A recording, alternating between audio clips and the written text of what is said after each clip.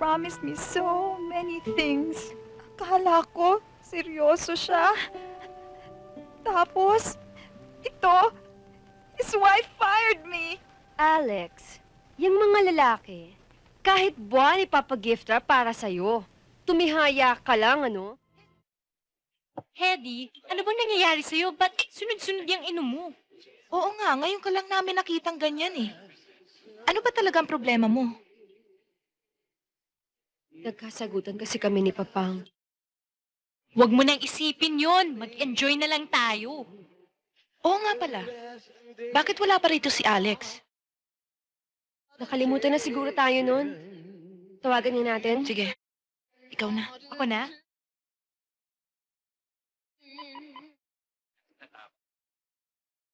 Hello? Alex, kanina ka pa namin... Ha?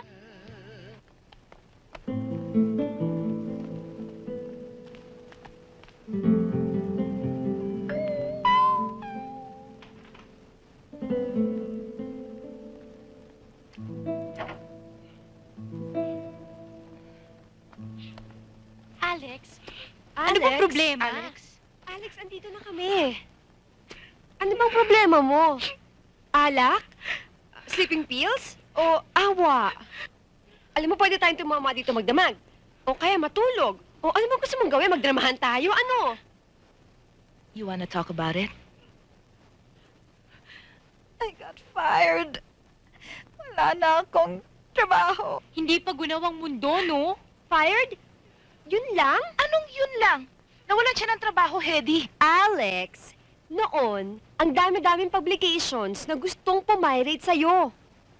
Ikaw lang naman kasi ito natataranta sa pagtatrabaho dyan sa Bell Publishing na yan eh. Bukas na bukas, ako na mismo magbo-broadcast na pwede ka na nilang i-hire. Will you please shut up? My getting fired is not the main reason kung bakit ako depressed. For once, sumeryoso ka naman. Trabahong nawala sa kanya, hindi lang takong ng sapatos, no? So, kung hindi yun ang ini-emote mo, ano? Niloko ako. I was totally deceived. Hindi ka pinasweldo? Hedy? Niloko ka? Nino? Si Enrique, he made a complete fool out of me. I thought he loved me. He promised me so many things. Akala ko, seryoso siya. Tapos, ito, his wife fired me. Alex, yung mga lalaki, kahit buwan ipapagift wrap para sa'yo. Tumihaya ka lang, ano? Hedy, ano ba? Alam niyo ang problema nating apat? Tsikahan tayo ng tsikahan, pero may kanya-kanya pala tayong tinatagong kabulukan. Kung hindi pa dumating ang problemang yan, hindi pa namin malalaman na karelasyon mo pala ang asawa ng boss mo. Swerte ko, hindi ko magiging problema ang mga lalaki. Hedy, huwag kang magsalita ng tapos. Pwes, tinatapos ko na. Dahil burado na sa buhay ko ang mga lalaki. Hedy, you're talking like you're some kind of a man-hater. At hindi ko ma-imagine na isa kang man-hater. Hindi ako man-hater. Dahil kung man-hater ako, hindi ko na sana pinangarap ang maging lalaki. My God, Hedy, what do you mean by that? Seryoso ka ba? Sigurado ka ba sa sinasabi mo na lesbiana ka, tibo, closet king? Ngayon lang ninyo ako maririnig na seryoso. Dahil sasabihin ko sa inyo ang bulok na tinatago ko.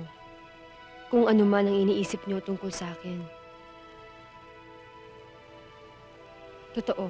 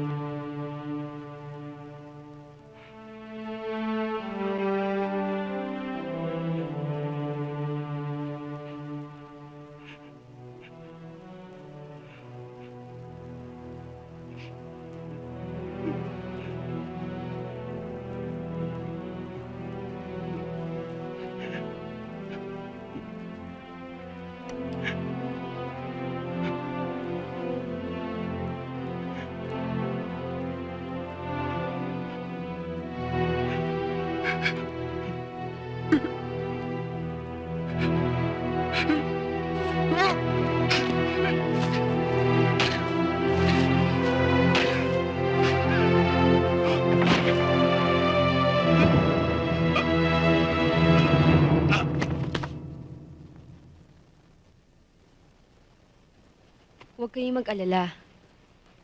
Wala naman sa inyo ang type ko eh.